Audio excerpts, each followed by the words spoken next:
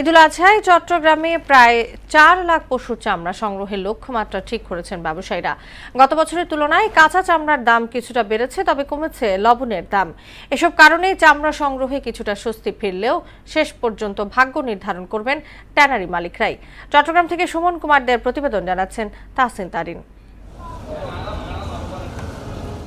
প্রতি বছর চট্টগ্রামে কোরবানি দাতা বাড়লেও কমেছে আড়ত ও ট্যানারির সংখ্যা। একসময় চট্টগ্রামে ২২টির মতো ট্যানারি ছিল, পরে একে একে ২১টি বন্ধ হয়ে গেছে, এখন চালু আছে মাত্র একটি। অন্যদিকে ঢাকার ট্যানারিতে বিক্রি করা চামড়ার টাকা ঠিকমতো না পাওয়া ও ধারাবাহিক লোকসানের কারণে পেশায় টিকে আছেন মাত্র ২০ থেকে ২৫ জন ব্যবসায়ী। তারা বলছেন, দাম নির্ধারণের পর সরকারের তদারকি না থাকা এবং ট্যানারি মালিকদের গড়িমসির কারণে প্রতি বছর লোকসান গুনতে হয় তাদের।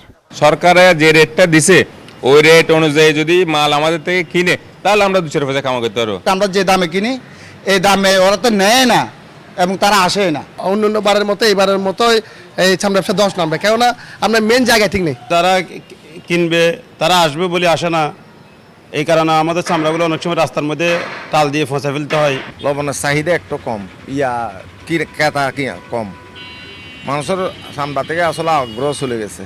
চট্টগ্রাম কাঁচা চামড়া আড়তদার ব্যবসায়ী সমবায় সমিতির সাবেক সাধারণ সম্পাদক আবুল কালাম আজাদ বলেন, সরকার যে দাম নির্ধারণ করেছে সে দামেই কেনা হবে চামড়া। সরকার যে দাম নির্ধারণ করে দিয়েছে আমরা এই দামটা মানে চলার চেষ্টা করব।